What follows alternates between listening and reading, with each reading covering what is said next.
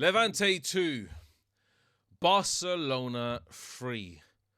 And these are the kind of matches and situations that can win you La Liga in the long run. Honestly, the second half performance from Barcelona was absolutely sensational. You just need to call it as it is. The changes that Hansi Flick made really pushed Barcelona up the pitch and pressed them early, and they were relentless in their attack, in the amount of opportunities they created, plus 20 shots across the whole match, 10 on target, I think it was. And these games is where you are down. You're down and out. Levante played absolutely brilliantly. You have to give them credit for how they set up in the very first half. How their counter-attacking play was catching out Barcelona time and time again. And people can debate whether it was a penalty or not. Whether Balde had his hands close to his chest. Personally, I think it was a penalty because it did actually affect the shot that was on target towards the goal, and the referee saw it that way too. But let me remind you of a certain player called Pedri. When you're down and out, you come out in the second half, the guy just takes one touch and completely rips it top bins. Game on. Game on. And these are the kind of players that you need in your team to actually complete an actual comeback. Because that is the starting point. Then the momentum builds. Then that corner comes in and Ferran Torres takes that shot from that corner brilliantly well. And finally, the remontada complete. A cross from Yamal, yes, it was an own goal. But it is the amount of opportunities that you're creating in those kind of areas that will inevitably lead to the victory. And that, Madrid, is how you beat a low block formation. That is what you do. You need to be relentless, aggressive, constantly creating attacking opportunities. Now, Yamal, was he at his best? No, he wasn't. But that cross at the end was the moment that broke that deadlock. That 2-2 scoreline came from that Yamal cross. That's how it works, guys, sometimes. And unfortunately for Real Madrid fans, we were all happy after the first half. I was looking at that match and saying, Barcelona are not up to par. They're not in their usual tactical approach where the high line and the offside trap is working consistently. Kubasi, the way he defended that counter-attacking opportunity, horrible. And obviously the penalty shout, again, have to be mentioned. But when you have a manager like Hansi Flick, he looks at the team, he says, Rashford is not working. He's not working. He is actually a liability. Several passes that Rashford made led to a counter-attacking opportunity. It was really dangerous from Levante as well. Yamal, I think, lost the ball for their actual counter-attack also that led towards that penalty. And for me, when you look at it, it was just a low block versus a team that were trying to break them down, but they didn't have the players in there. And then Olmo come on. He switches up the game. He is in that pocket in between the midfielders, like, for example, Pedri in that situation. And he is now pressing from the front. He is delivering the press from that area, same as Rafinha. And you saw the whole team step up towards Levante. Levante were good. They had an opportunity also to make it 3 goals, but they fluffed it. And then it was just Barcelona, an onslaught, time and time again. And we just need to give credit where it's due, Real Madrid fans, honestly. Is this a glaze? No, it's not. You give credit where it's due. The remontada was complete. It was a remontada at the beginning of La Liga that is literally now the stepping stone for Barcelona to go onto their third match. Their third away game, may I remind you. And this is now Barcelona's uphill climb, essentially. They are now in a situation where they are now facing against a Real Madrid side that's going to play tomorrow. And then if it carries on like this, then if Real Madrid get ahead, then they face the uphill battle. If Barcelona win, then Real Madrid face the uphill battle. It's going to go like this. And you just need to see the way that this uphill climb is going, because they're not playing the best Barcelona. They're not.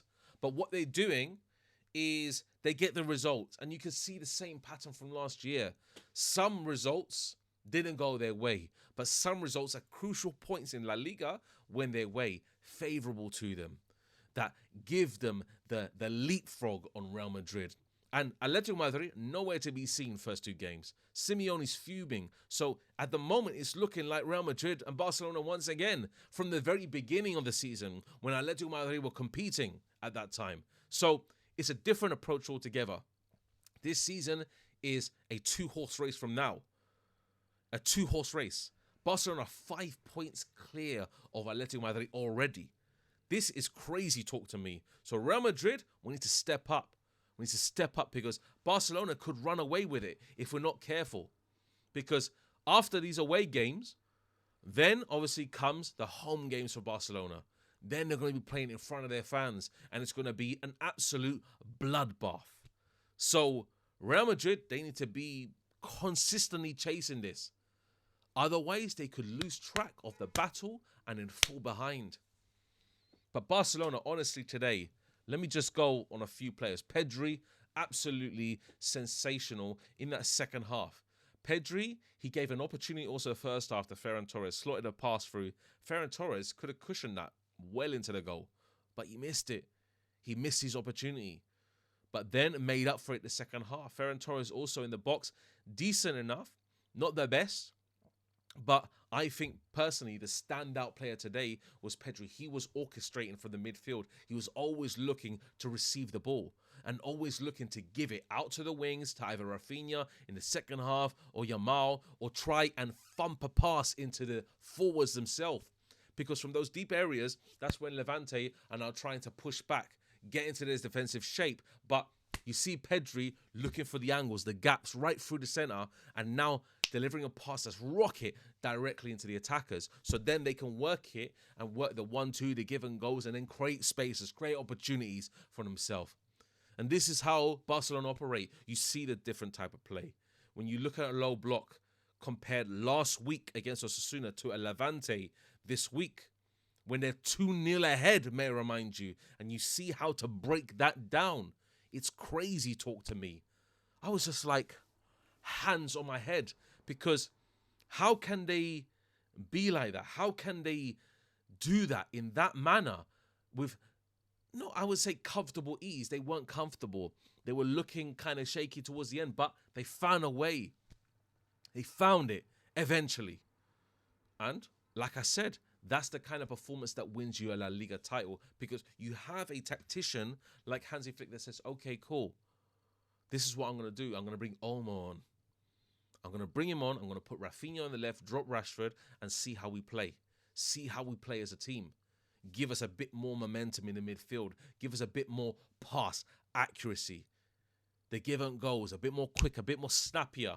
And you saw Hansi Flick throughout the first half was fuming. His face dropped. Angry. He must have absolutely ripped into the Barcelona players. Ripped into them. And not be calm in those situations, because you're 2-0 down away from home. You need to win this game. Otherwise, Real Madrid could actually leapfrog you in the beginning of the season already. But he's saying, nah, none of this. This is not happening. And people, Barcelona fans, saying they should have a penalty. Look, Lewandowski pushed my man in the face before his foul and before he went down. Pushed him directly in the face. So for me, that's not a penalty, because the initial contact before is deemed as the initial foul, and it doesn't give the penalty any kind of warrant to actually be given by the referee, because the first foul itself has to be given. So These kind of instances, I'm not talking about a penalty, they were consistently working in the box as well. Lewandowski, when he came on, was also a threat in terms of aerial, but he could bring the aerial threat as well. And then Ferran Torres had a couple of headers. There was a lot of opportunities for Barcelona. May I remind you the amount of shots on target they had. 10 plus shots on target. That's how they did today in a low block formation against a 5-4-1 flat formation. Is very, very difficult to even score 1 or even 2 goals. Never mind 3. So Barcelona, honestly, they're going to be a threat this season. They're definitely going to be a threat because, unfortunately, they have quality. They have quality. In Yamal wasn't at his game, but he came up with the goods at certain moments that gave them the win. That's as simple as. Even the cross was on goal. It still came from Yamal cutting in and delivering the right perfect cross because you never know who's behind. So the defender needs to clear his lines, but it ended up in the goal as an own goal. And that's what happens, guys. Sometimes you just need to take your chances. So, obviously, today, Barcelona won 3-2 away from home. Now it's on to Real Madrid. Time to like this video, subscribe to the channel, guys. Don't forget to comment down below. Let me know your thoughts. And we'll be seeing you next time. Honestly, I'm dreading the match against Oviedo. Let's see how Real Madrid do. They're going to be exactly the same fashion as Levante today, guys. Take care, adios, and we'll see you next time. Take care.